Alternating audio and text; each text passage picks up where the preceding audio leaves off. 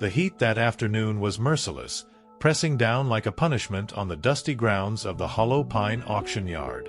The scent of hay and sweat clung to the air, heavy and unmoving. Along the rails, a group of cowboys leaned in their faded shirts and sun-worn hats, laughter bursting out like cracks of thunder. At the center of their attention wasn't a prized stallion. It was the old man in the cream suit, walking slowly, cane in hand, toward the forgotten pen in the corner. His name was Crovis Junkspur, and to the men at the auction, he was a relic, someone from a time gone by, more myth than man. Once known for building a fortune in cattle and real estate, Crovis hadn't been seen in public for years. The rumors said he'd gone mad after his wife's death.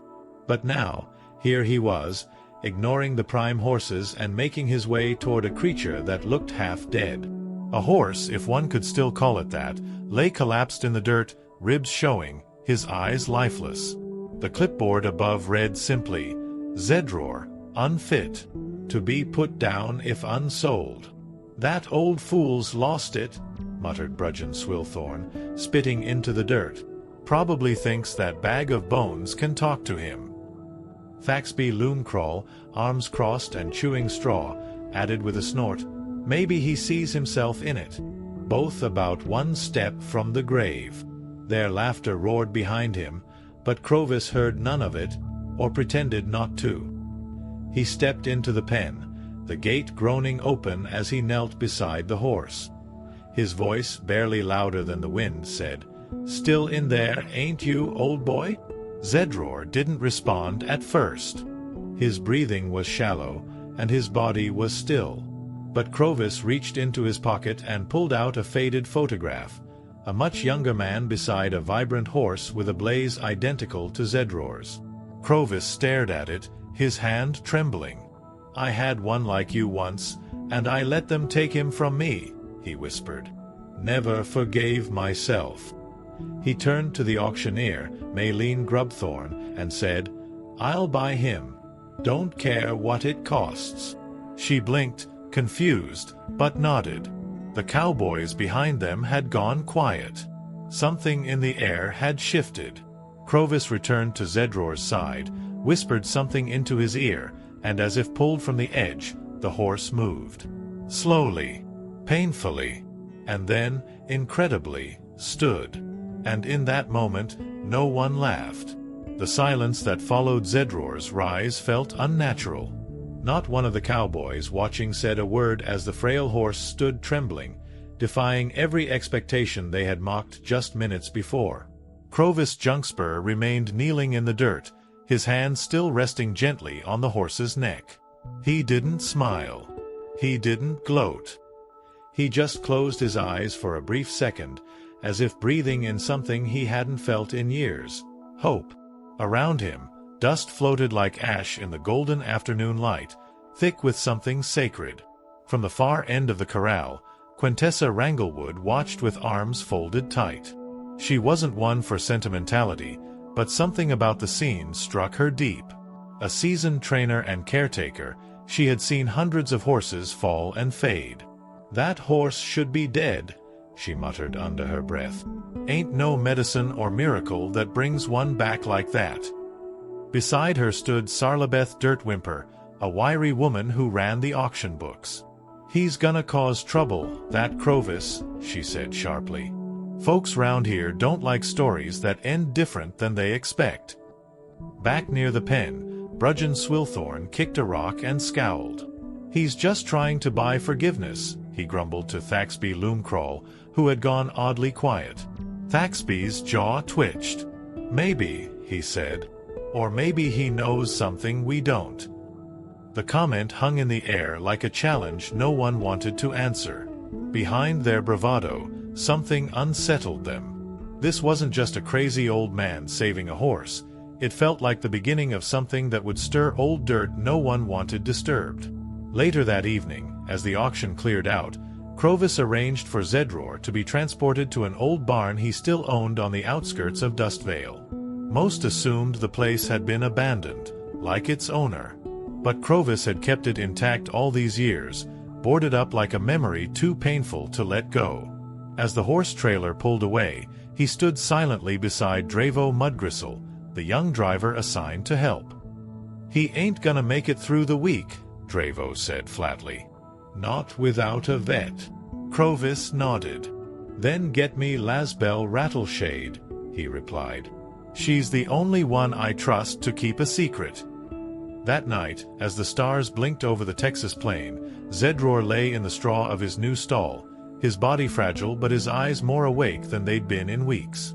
Crovis sat beside him in an old wooden chair, a lantern flickering between them. He reached into his pocket and unfolded a letter, yellowed, crumpled, and unopened. The handwriting on the front read, "Only open when you see him again." It was signed, Branlock, and Crovis hadn't heard that name in over 40 years.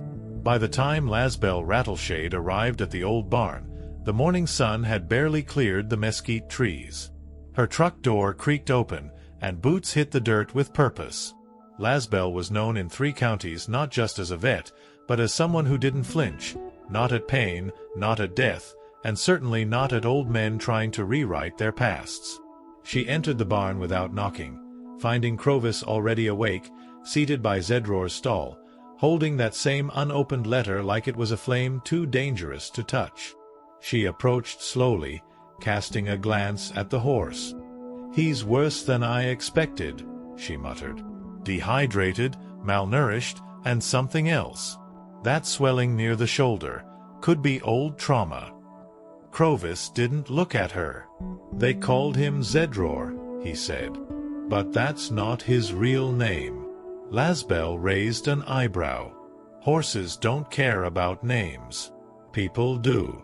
Then she knelt beside the animal and began her work, hands steady, eyes sharp. Zedroar flinched as Lasbell touched the scar near his shoulder. It was old, deep, and ragged. Not from barbed wire or fencing. This was something deliberate. Lasbell's fingers froze. "This wasn't an accident," she said quietly. "This was branded, then cut out." Crovis turned his gaze to her for the first time that morning. "I know," he said, "because I was there when they marked him. I just didn't know it was him." Lasbell looked up, searching his face. "You sure this is the same horse?" Crovis nodded, voice trembling. "I'd bet my soul on it." Outside the barn, a pickup engine rumbled in the distance.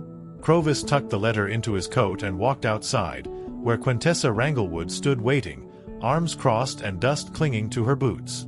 "They're talking, Crovis," she said bluntly. "Words spreading fast. You saving that horse? That's not sitting right with folks like Sarlabeth Dirtwhimper and Brudgeon. They think you're up to something." Crovis glanced back at the barn. "Let them think what they want," he said. "They weren't there in '83. They didn't see what I saw." Back inside, Lasbell finished cleaning the wound and whispered softly to Zedroar, who now stood without wobbling.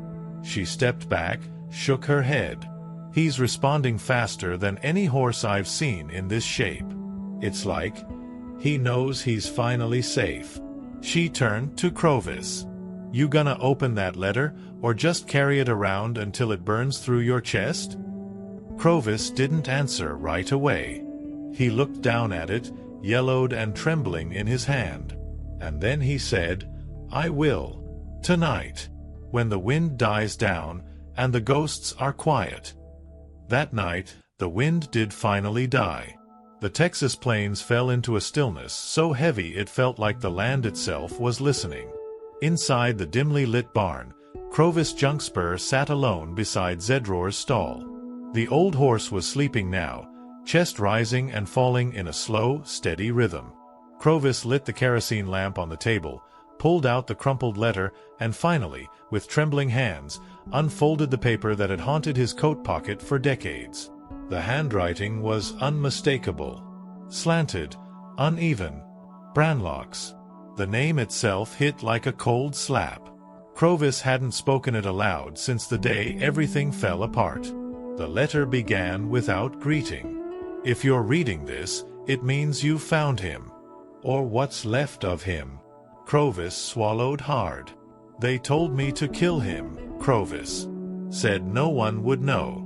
That he was just a number, just another mark from the old bloodline. But I couldn't. I branded him with the fake mark, then cut it out myself. I couldn't let them track him. Crovis clenched the edge of the letter. His jaw tightened, the past slamming into him like a stampede. Branlock had been more than a friend. He was the only man who stood by Crovis when the syndicate turned their eyes on him in '83. Back then, bloodlines in the horse world meant power. And Zedroar, or whatever his real name had been, had come from a line they tried to erase, because of what he symbolized. Crovis read on, "If he's alive, he'll remember you. He was smarter than any man I knew. And if he trusts you again, maybe we all get a second chance." A sudden knock on the barn door broke the silence. Crovis stood slowly, slipping the letter into his coat. When he opened the door, Maylene Grubthorn stood there, arms crossed, her expression unreadable. "You've stirred up a firestorm, Junkspur," she said. "Sarlabetha's gone to the sheriff. Says that horse's presence is causing unrest. Some folks think it's cursed, that keeping it alive will bring back things best left buried." Crovis stared at her. "You believe that?" She hesitated, then said, "I believe people are scared. And scared people act stupid." She stepped closer. "You're not just fighting for that horse now, Crovis. You're fighting the story folks are starting to tell about it. And about you." Back inside, Zedroar lifted his head at the sound of voices, his eyes alert in the flickering lamplight. Crovis walked back to him slowly, laid a hand on his mane, and whispered, "They think you're cursed." And in that moment, Zedroar exhaled loud, steady, as if daring the world to test him again. The days that followed were strange in Dustvale. Word about Zedroar spread fast, faster than any wildfire the town had seen in years. Some folks whispered he was a miracle. Others, like Brudgeon Swilthorn, called him a bad omen. But no one could deny the truth. The horse was recovering, rapidly. In just under a week, his coat had started to shine again, his steps more stable, his eyes sharper. It was as if the land had remembered him, or feared him. Crovis Junkspur spent every hour at the barn. He fed Zedroar by hand, brushed him with care, and read the old letter from Branlock each night like a sacred scripture. Each line opened another wound, another regret. He should have questioned the brand back then. Should have looked deeper. Branlock hadn't just saved the horse. He'd hidden him from men who would have erased every trace of that bloodline. And now, by bringing him back, Crovis had invited all those shadows to return. One evening, Thaxby Loomcrawl showed up unannounced, walking the gravel path to the barn with a slow, deliberate pace. "You know, Crovis," he said, not unkindly, "folks are scared because they remember the fire. Not the literal one, the fire in the stables. I'm talking about the one between you, Branlock, and the syndicate." Crovis didn't look up from the saddle he was oiling. "That was a long time ago, Thaxby." Thaxby nodded. "But Dustvale's memory is long, especially when it comes to secrets." Meanwhile, Lasbel Rattleshade continued checking on Zedroar every morning. "He's gaining strength faster than I thought possible," she admitted, running a hand down his neck. "But there's something else. He reacts when he hears Branlock's name. Every time." Crovis turned to her, eyes haunted. "Because he remembers. Just like I do." Lasbel studied him, unsure if she was dealing with a man chasing redemption or being chased by ghosts. At the center of town, Sarlabeth Dirtwhimper stirred the pot even harder. She'd begun gathering signatures to demand the removal or euthanasia of Zedroar. "If that animal stays," she warned to a growing group, "he'll bring back the men who almost burned Dustvale to the ground." "You think Crovis brought him back to save him?" "No. He brought him back to finish what was started." That night, as thunder rolled in the distance, Crovis stood alone in the barn, a lantern in one hand and the old branding iron in the other. His eyes were locked on the scar on Zedroar's shoulder, the one Brandlock had cut. Slowly, he traced the outline with his fingers. And in the faint echo of the storm, he whispered, "We need to finish the truth before they finish the lie."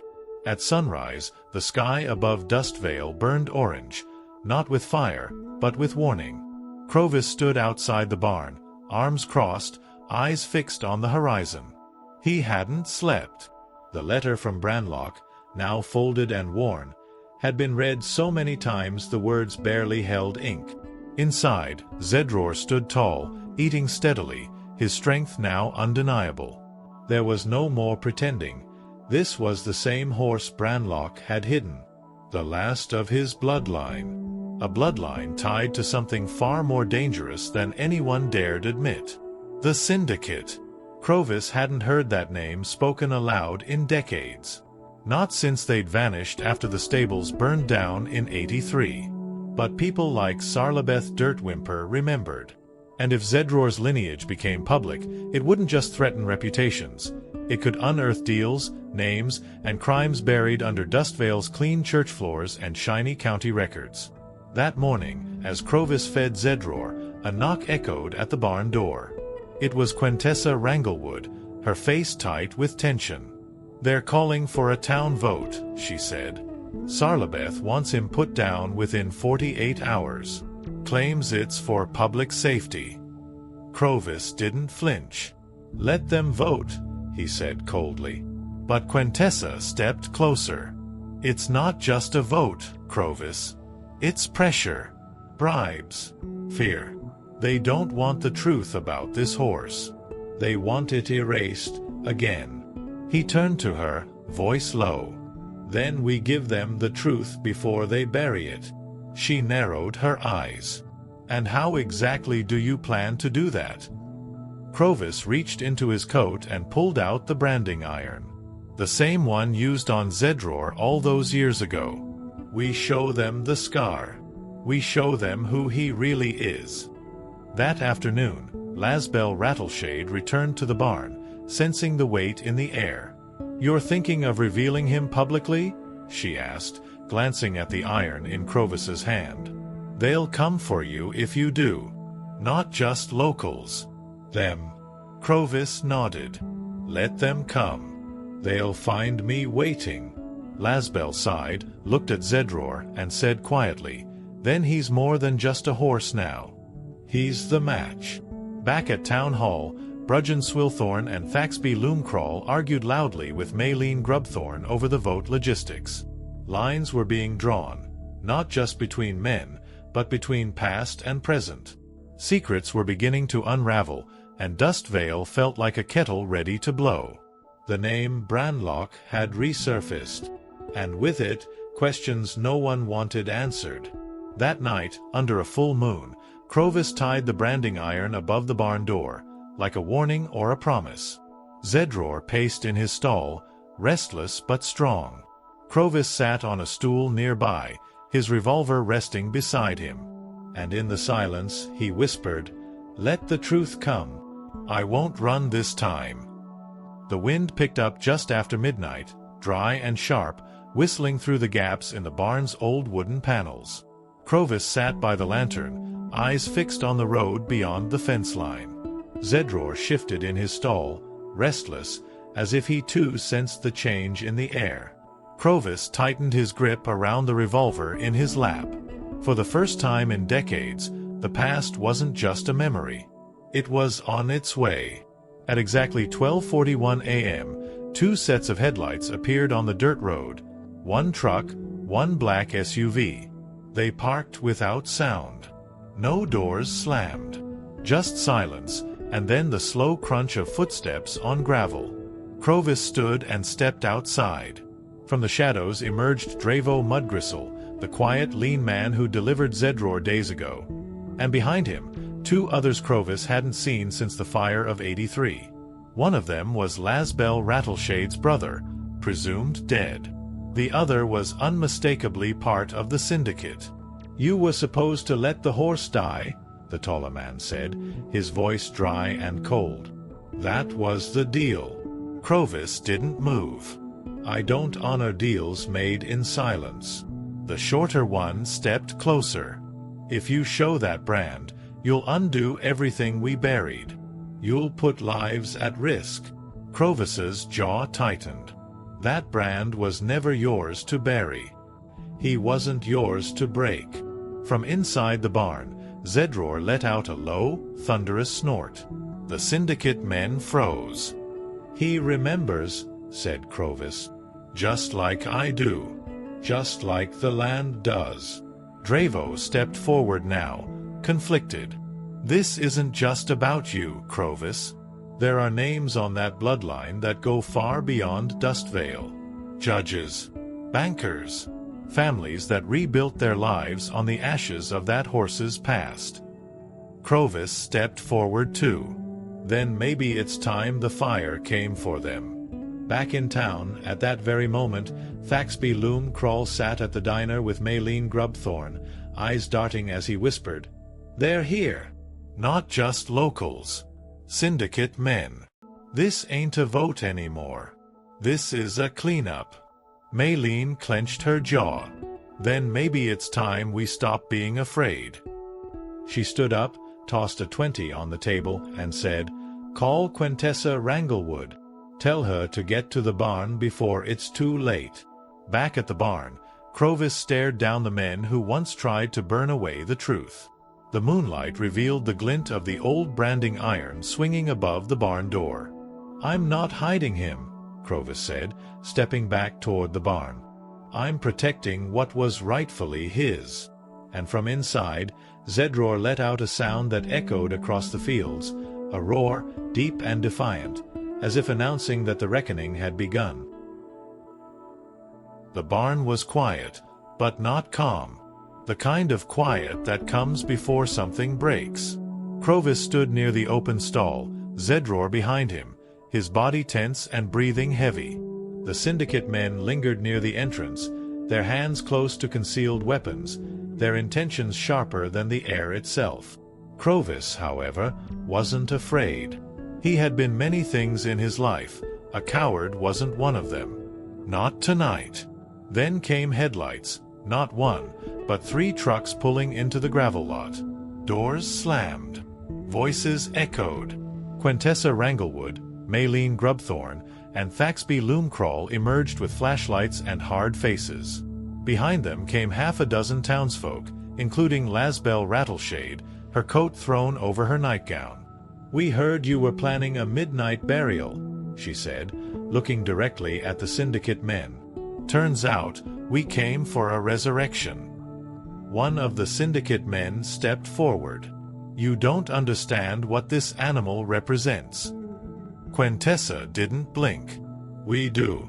That's why we're here." Crovis turned, took a deep breath, and walked toward the old forge by the barn wall. He lit the coals without a word, and placed the original branding iron into the flames. As it heated, the metal hissed, glowing orange. The crowd watched in silence, not just curious now, but gripped by something ancient, something honest. Crovis pulled off his coat, rolled up his sleeve, and stood beside Zedroar. "They called him a ghost, a curse, a mistake," he said, voice steady. "But he remembers who he was. And now, so will we." Slowly, he dipped a cloth in water and gently wiped the scar on the horse's shoulder, revealing the faint outline of the original mark. A collective gasp rose from the crowd. The symbol wasn't just a brand. It was a seal, one the syndicate had worked for years to erase. Lasbell stepped forward, holding a flashlight over the shoulder. "That's not just any bloodline," she whispered. "That's from the original Wheeler line, the one the syndicate tried to control, then destroy. This horse, he's the last." The tension broke like thunder. Townsfolk began murmuring, piecing together what had been hidden from them for decades. The syndicate men realized too late, the truth had already spread. The taller man took a step back, fury in his eyes. "You just destroyed everything we built."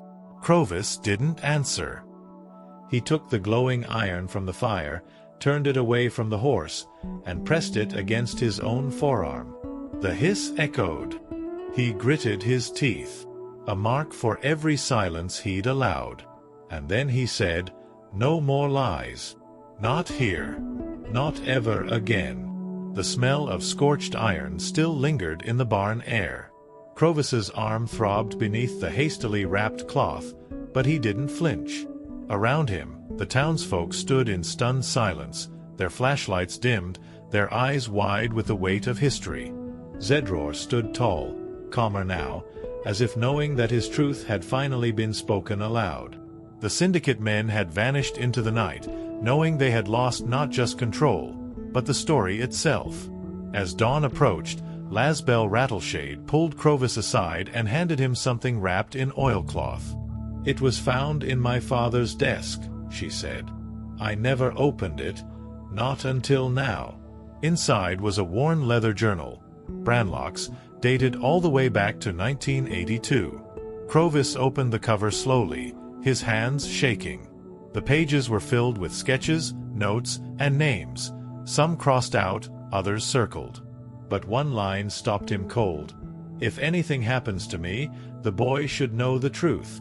He's not just the heir to a name. He's mine. And Crovis deserves to know it." Crovis sank onto a hay bale, breath caught in his throat.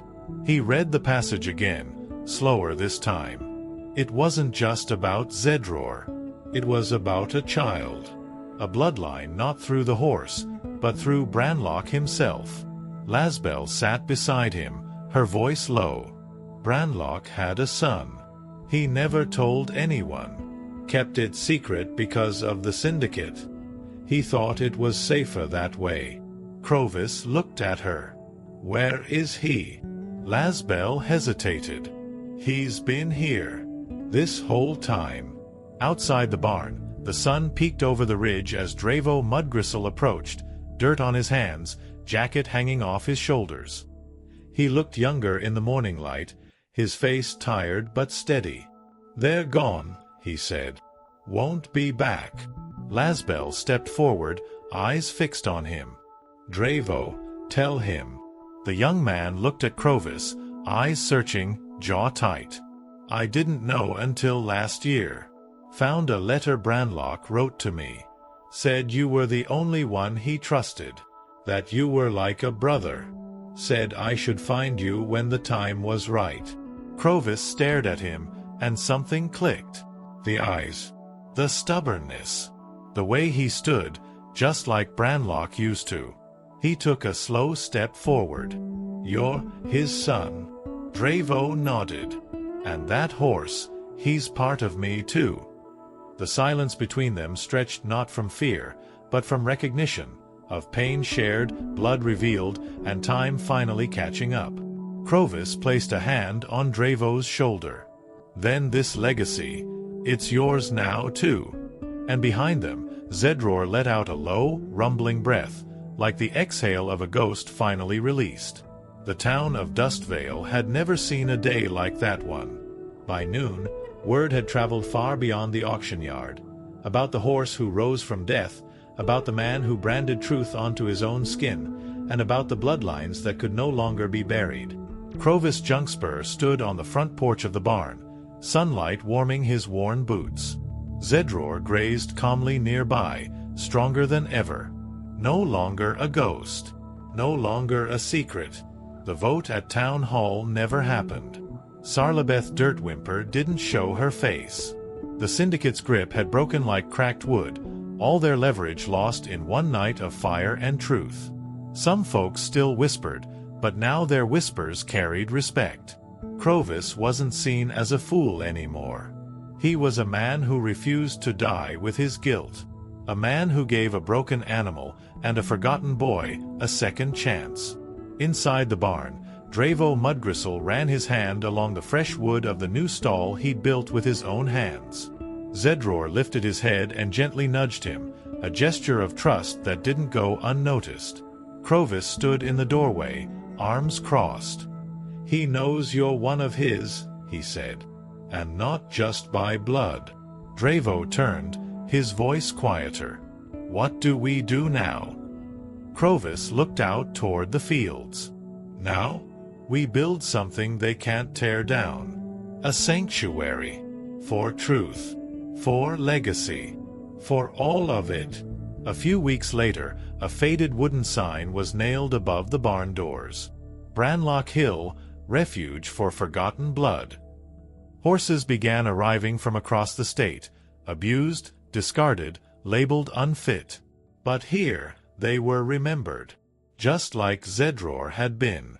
Quintessa, Maylene, and Lasbel all took part. Even Thaxby offered to help rebuild the fencing. Dustvale had changed, not loudly, but deeply, as if the land itself had finally exhaled after decades of silence. One morning, Crovis walked the edge of the pasture, watching Zedroar run across the field with a power that defied his age. The sun caught his coat just right, and for a second, Crovis could swear he saw Branlock riding beside him, laughing like he used to, eyes full of fire. He blinked, and the image was gone. But the warmth remained. Crovis turned back toward the barn, where Dravo was hammering a post into the soil. Strong hands, he muttered to himself, like his father. And with that, he smiled, not out of relief, but because he finally understood, the past doesn't have to be forgotten. It just needs to be faced and passed on.